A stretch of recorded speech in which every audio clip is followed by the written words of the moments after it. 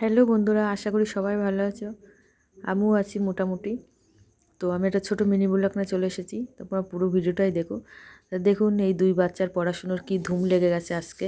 এমনি সময় পড়তে বললে পড়ে না, আর এমনি সময় একটা ছড়া বলতে বললেও মুখ দিয়ে বার করতে পারি না আমি। তা যাই হোক, এরা দুজনাই আমার পাশে থাকে, তো খুবই ভালোবাসে আমাকে, আসে আমার বাড়িতে। তো আমি আজকে ওদের বললাম, তোরা দুজনাই পড়তে বসে যাবি আর দুজনাই লিখবি, তোদেরকে আমি বিকালবেলা পার্কে নিয়ে যাব, তোদের মোমো খাওয়াতে নিয়ে যাব। দুজনা মোমো খাওয়ার কথা শুনে কি সুন্দর লিখে নিচ্ছে দেখুন। এ এ সুন্দর সিলেট পেন্সিল নিয়ে বসে গেছে, ও খাতা পেন্সিল নিয়ে বসে গেছে। যাই হোক, তো আমার তো খুবই ভালো লাগলো ওদের দুজনকে দেখে।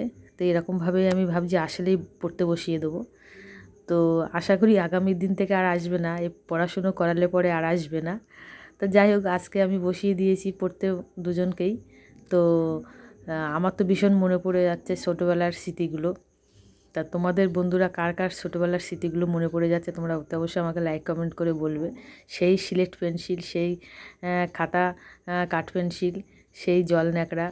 তো যাই হোক, আমার তো খুবই ভালো লাগছে এদের দেখে। তোমাদের কেমন লাগলো তোমরা অতি অবশ্যই আমাকে বলবে। তো দুই বাচ্চা আমাকে তো আজকে বলছে বারবার ঘুরতে নিয়ে যাওয়ার কথা। তো টাটা বাই, অতি অবশ্যই বলবে বন্ধুরা।